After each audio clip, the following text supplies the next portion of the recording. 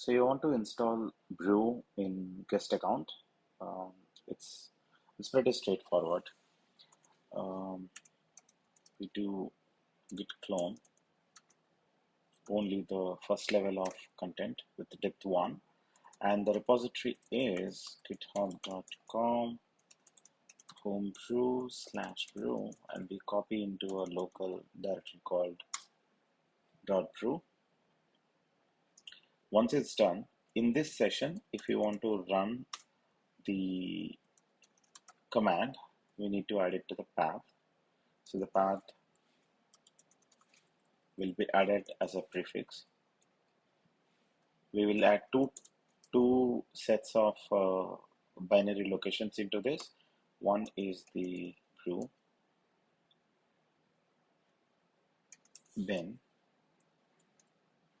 actually sbin. The bin we will add at the first. The home is the home directory of the current user, which is user's guest. Home brew bin. Now, this need to be done in every new console tab that we do. So to make it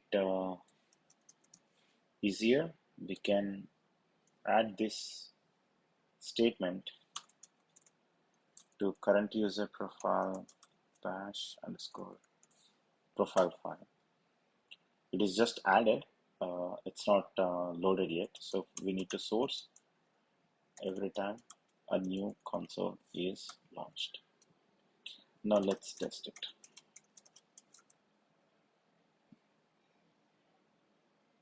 We are running for the first time, so it will download some packages and checks configuration. There you go. Let's test by installing a simple tool, JQ.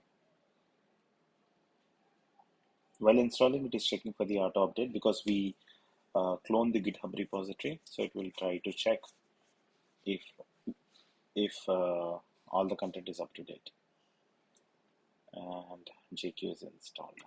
Let's quickly test it.